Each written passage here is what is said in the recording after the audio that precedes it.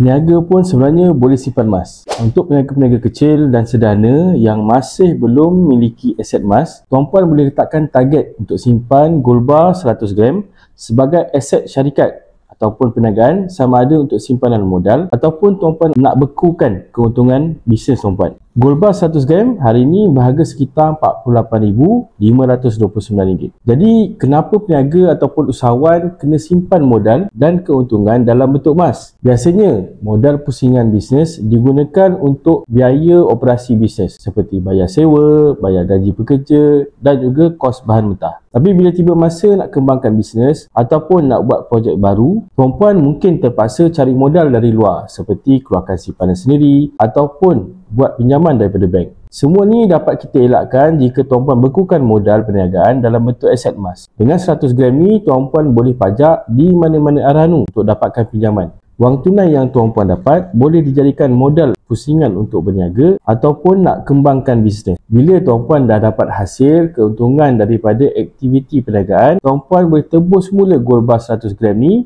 dari arahan tersebut. Jadi tuan-puan boleh kekalkan momentum berniaga tanpa pinjaman bank.